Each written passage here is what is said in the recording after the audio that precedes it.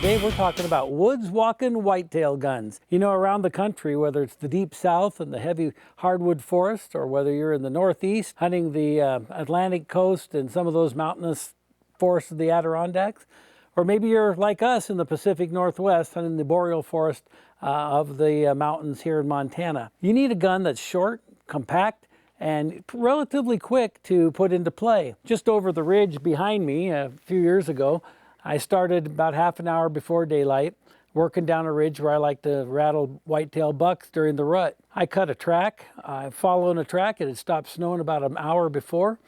I'm following a large whitetail buck track down the ridge. I find wolf tracks come in from the right side, wolf tracks come in from the left side.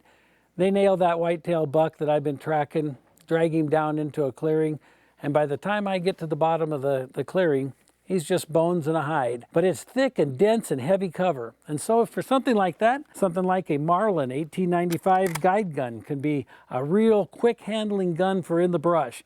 This is fit with our Skinner sights. It's got a very visible white blade front sight. As you can see, it's short. The Marlin guide gun has been a staple for many years of the Marlin lineup.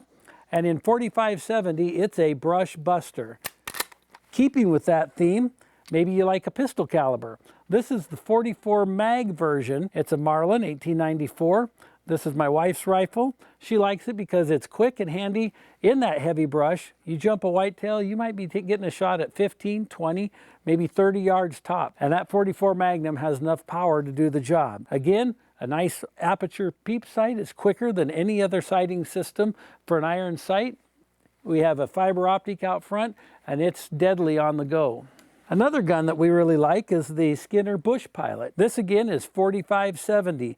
Now this gun I can reach out to maybe even 150, 200 yards.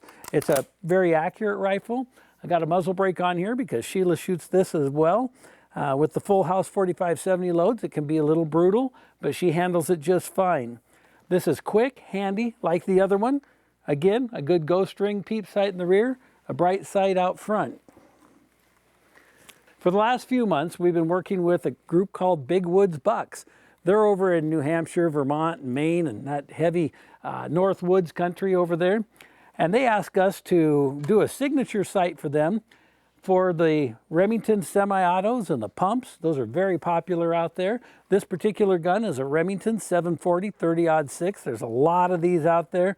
It's a semi-automatic, so when you get that shot in the brush, you finally see the animal, it's all ready and time to go.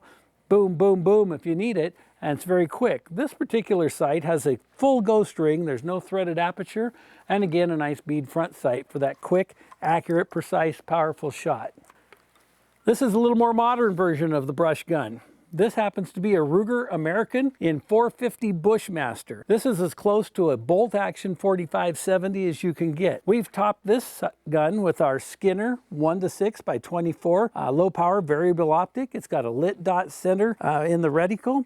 And at 1 power, it is a true 1 power for like a wide open, it's just like looking with your naked eye. It doesn't seem like a scope. Very fast, very powerful, and very quick in the brush. If you get out into a little bit more of a clearing, you can crank this up, give you 6 power so that you can really zoom in for a longer shot, more precise shot. Maybe you're hunting out of a stand. Works great. Skinner sights rail with an integral peep built into the rear if you want to remove the scope. I'm Andy Larsson with Skinner Sights. This is the way we do it in the big woods.